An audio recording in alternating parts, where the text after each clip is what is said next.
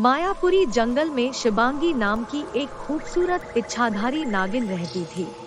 वो 100 साल से भी ज्यादा पुरानी नागिन थी, जो नागमणि की रक्षा करती थी। शिबांगी बहुत दयालु और हिम्मत वाली नागिन थी। एक दिन मायापुरी जंगल में एक आदमी आया और चुपके से पेड़ के नीचे 2 छोटे से बच्चों को छोड़कर चला गया। वो बच्चे बहुत ही जोर जोर से रोने लगे। तभी बच्चों की रोने की आवाज शिबांगी की कानों में पड़ी। इतने घने जंगल में किसके बच्चे रो रहे हैं? जाकर देखना पड़ेगा। आवाज की पीछा करते करते शिबांगी उस बच्चों तक पहुंची और देखा बच्चे बिल्कुल अकेले थे। उनके पास कोई नहीं था। तभी उसी वक्त एक शेर आ जाता है। शिबांगी अपनी नागिन रूप में आकर उस शेर को भगा देती है। फिर शिबांगी दोनों बच्चों को अपनी गोद में उठा लेती है। अरे ये दोनों तो लड़कियां हैं। आज से मैं उनको पालूंगी और मैं ही उनको बड़ा करूंगी। ये दोनों तो कितने प्यारे बच्चे हैं। पता नहीं कौन निर्दय उनको इस जंगल में छोड़ कर गया। शिबांगी ने उन दोनों को अपने घर ले गई और अपनी जादुई शक्ति से उन दोनों के लिए दूध की बोतल का इंतजाम किया। जो उनको जरूरत थी उन सामान का भी वो इंतजाम किया। बहुत प्यार से दोनों बच्चों का देखभाल करने लगी और दोनों बच्चों का बहुत प्यारा सा नाम रखा, नैना और सुनैना। दोनों बच्चे देखते ही देखते बड़े होने लगे।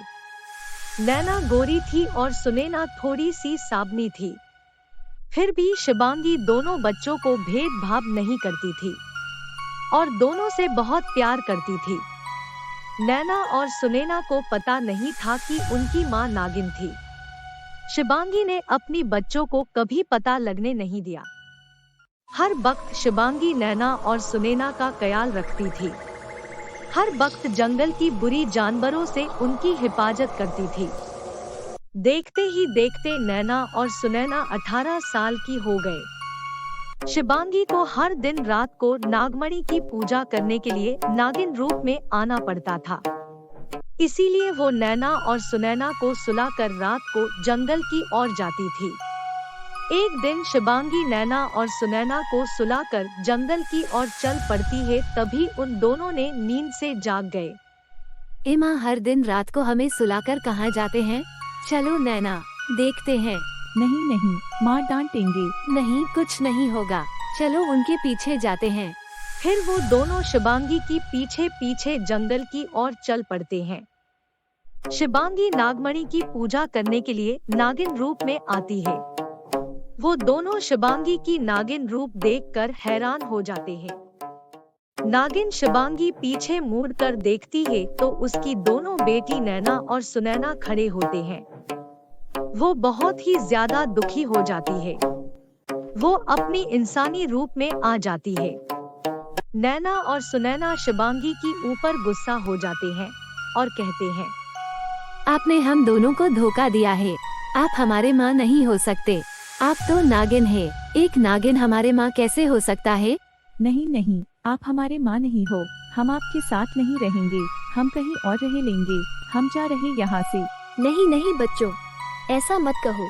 मुझे छोड़कर मत जाओ। मैं ही तुम्हारी माँ हूँ। मैं तुम दोनों के बिना नहीं रह सकती। नैना और सुनैना नागिन शिबांगी को छोड़कर चले जाते हैं।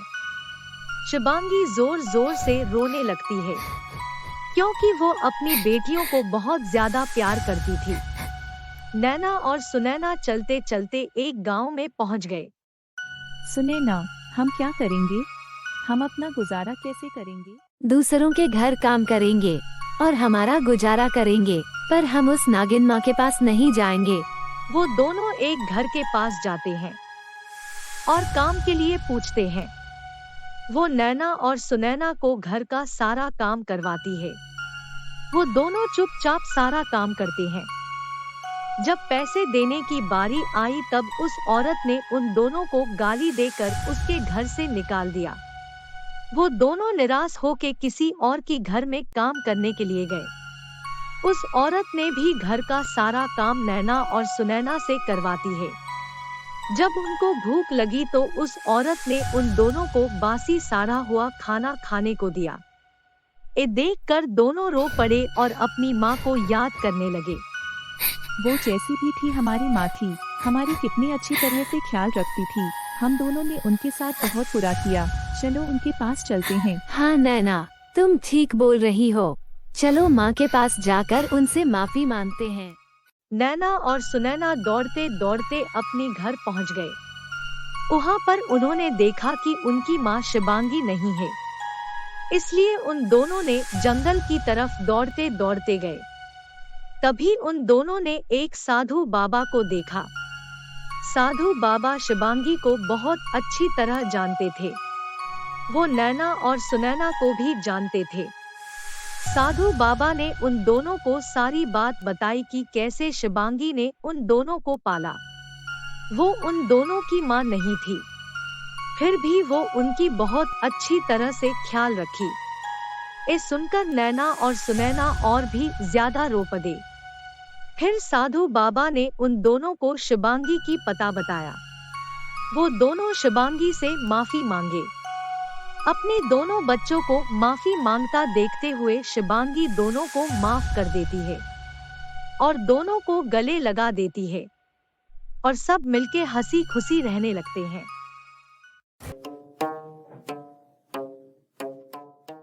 बहुत पुराने समय की बात है। हिमालय पर्वत के बीच एक गांव बसी हुई थी, जहां संध्या नाम की एक खूबसूरत लड़की अपनी माँ के साथ रहती थी। एक दिन संध्या की माँ बीमार पड़ जाती है।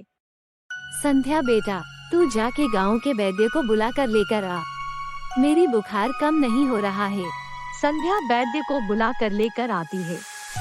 तुम्हारी माँ का बुखार तब ठीक हो सकती है जब तुम उन्हें सांप का दूध पिलाओगी। सांप का दूध? पर वैद्य काका, मैं सांप का दूध कहाँ से लेकर आऊंगी? यहाँ से 15 कोस दूर जंगल में एक नागिन ने अपनी बच्चों को जन्म दिया है। वो नागिन रोजाना एक कटोरी में अपना दूध अपनी बच्चों के लिए रखकर शिकार के लिए जाती है। तुम उसी समय नागिन की बिल में जाकर वो चुरा लेना, पर ध्यान रखना कहीं वो नागिन दूध चुराने की वक्त वापस ना आ जाए।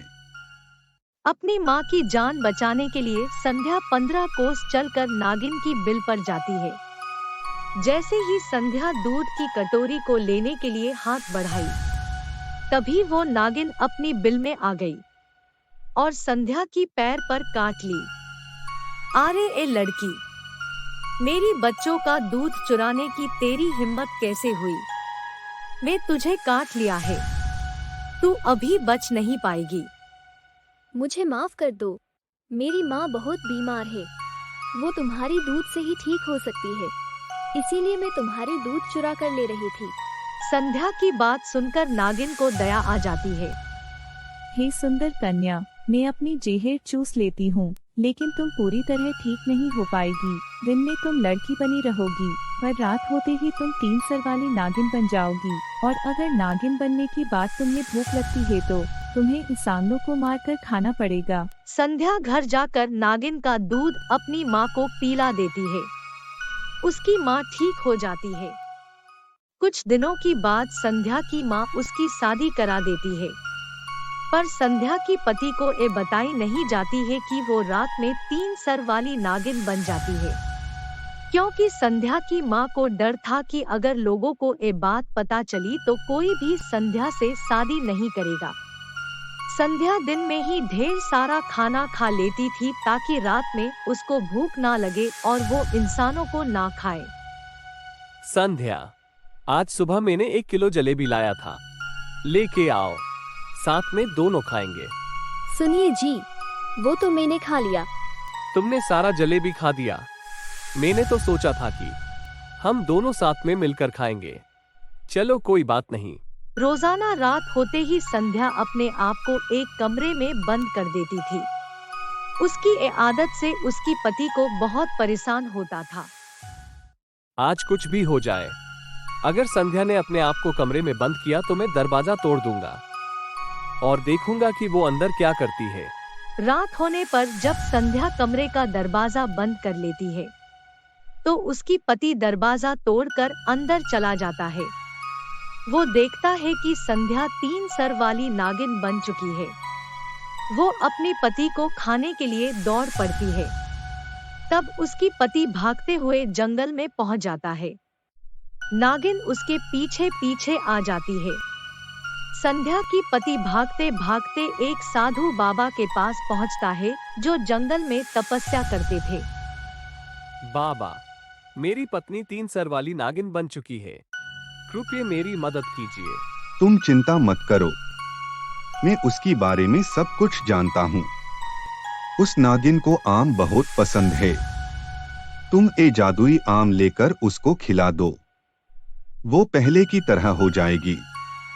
संध्या की पति जादुई आम को लेकर जंगल में नागिन की आने के रास्ते में रख देता है।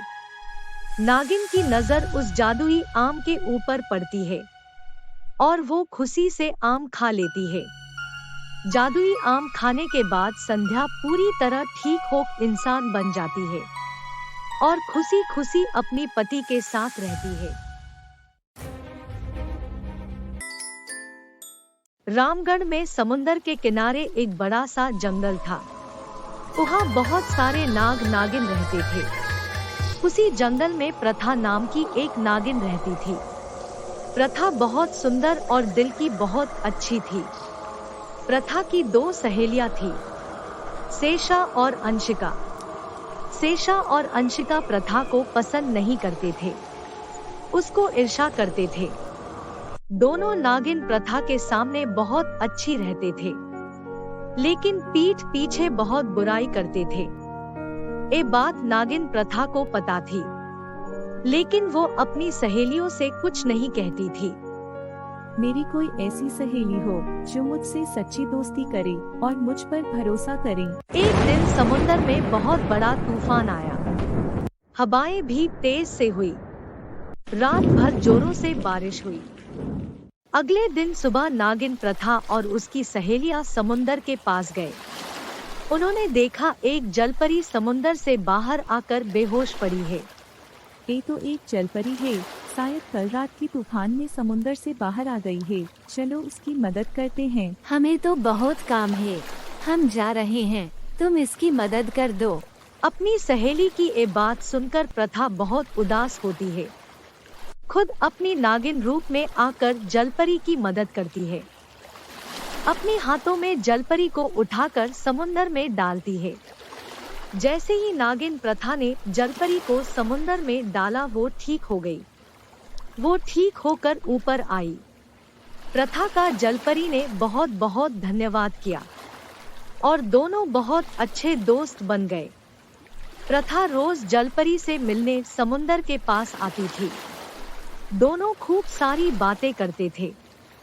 देखते देखते दोनों के बीच दोस्ती गहरी होती गई।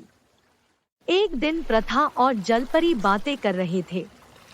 मुझे ना एक बार समुंदर की गहराई में जाकर देखना है कि समुंदर के जीव कैसे रहते हैं। हाँ, मुझे भी पृथ्वी घूमना बहुत मन कर रही है। क्यों ना तुम मुझे पृथ्वी घुमा लाओ और मैं तुम्हें समुंदर की सैर कराती हूँ। प्रथा ने अपनी शक्ति से जलपरी को पूरा इंसान जैसा बना दिया। सारे जंगल की सैर कराई। दोनों ने पूरे दिन जंगल में मजा किए और अपनी दोस्तों से भी नागिन प्रथा ने जलपरी को मिलाया। ये देखकर प्रथा के दोस्त सेशा और अंशिका और भी ईर्ष्या करने लगे। अगले दिन जलपरी प्रथा को समुंदर की गहराई में ले गई। पूरे समुंदर की सैर कराई और अपनी माँ से भी प्रथा को मिलाई। समुंदर की सैर करके प्रथा बहुत खुश हो गई। समुंदर तो बहुत ज्यादा खूबसूरत है, मुझे बहुत अच्छा लगा समुंदर की सैर करना। हाँ, मुझे भी जंगल बहुत अच्छी लगी। नागिन प्रथा और जलपरी की बढ़ती हुई दोस्ती को देखकर नागिन सेशा और नागिन अंशिका बहुत ईर्ष्या करने लगे। इन दोनों की दोस्ती तो बहुत गहरी होती जा रही है। अरे हाँ, कुछ ना कुछ तो करना पड़ेगा। अगले दिन जलपरी नागिन प्रथा का इंतजार कर रही थी। तभी वहाँ पर सेशा और अंशिका पहुँच गए। प्रथा कहाँ है? तुम्हारे साथ वो क्यों नहीं आई? तुम्हें पता है प्रथा तुम्हें पसंद नहीं करती। वो तुम्हारी पीठ पीछे बहुत बुराइयां करती है। कल तो प्रथा ने कहा था कि आज के बाद वो तुम्हारे पास कभी नहीं आएगी। नहीं नहीं, प्रथा तो मेरी बहुत अच्छी दोस्त है। वो मेरी बारे में ऐसा कभी नहीं बोलेगी। वो तो मुझे बहुत पसंद करती है। ऐसा नहीं कह सकती का क्या मतलब? क्या हम तुम्हें झूठ बोल रहे हैं? देख लेना, आज के बाद वो तुमसे मिलने कभी नहीं आएगी। मुझे प्रथा के ऊपर पूरा विश्वास है। मैं अभी यहाँ से जा रही हूँ। जलपरी जाने के बाद नागिन शेषा और नागिन अंशिका प्रथा के पास गई। प्रथा, तुम्हें पता है हम अभी अभी जलपरी से मिलकर आ रहे हैं। वो तो तुम्हारी बारे में बहुत बुरा भला कह रही थी और वो हमसे बोल रही थी कि वो तुम्हें पसंद नहीं करती। हाँ, वो तो बोल रही थी कि वो तुम्हारी शकल देखना नहीं चाहती। तुम उसके पास मत जाना। तुम दोनों मेरी दोस्त हो और जलपरी भी मेरी बहुत अच्छी दोस्त है। मैं तुम्हें भी जानती हूँ और जलपरी को भी बहुत अच्छी तरह जानती हूँ। वो मेरे बारे में ऐसा कुछ नहीं कहेगी। मुझे उस पर पूरा विश्वास है। और रही बात शकल ना देखने की, जलपरी मेरी दोस्त है। अगर वो मुझसे नाराज है तो मैं उसे मना लूंगी। तुम दोनों चिंता मत करना। तुम कहाँ जा रही हो? देख लेना, वो नहीं आएगी। कहा ना, तुम दोनों चिंता मत करो। प्रथा समुंदर की किनारे जाकर जलपरी को ढूंढने लगी। तभी जलपरी समुंदर से ऊपर आई। दोनों एक दूसरे को देखकर बहुत खुश हुए। दोनों ने एक दूसरे का हाथ पकड़ा। मैं जानती थी तुम मेरी बारे में गलत नहीं बोलोगी। मुझे तुम पर पूरा विश्वास था, इसीलिए मैं ऊपर आई तुमको देखने के लिए। मुझे भी तुम पर पूरा विश्वास था, इसीलिए मैं तुम्हारी इंतजार कर रही थी। वो दोनों तो बहुत बुरे हैं। उन दोनों को तो सबक सिखाना पड़ेगा। मैं उनको नहीं छोड़ूंगी। नहीं नहीं, वो दोनों तो अभी नादान है। आगे चलकर खुद समझ जाएंगे कि सच्ची दोस्ती क्या होती है। उसी वक्त नागिन शेषा और नागिन अंशिका प्रथा और जलपरी की बातें सुन रहे थे। नागिन प्रथा का अच्छाई देखकर दोनों शर्मिंदा हुए। दोनों ने प्रथा और जलपरी से माफी मांगी। प्रथा और जलपरी ने उन दोनों को माफ कर दिया। उसके बाद सारे दोस्त मिलकर हंसी खुशी रहने लगे। आपको मेरी वीडियो अच्छी लगी है तो अपने फ्रेंड्स के साथ शेयर जरूर कीजिए और हाँ दोस्तों, लाइक और सब्सक्राइब करना मत भूलिए।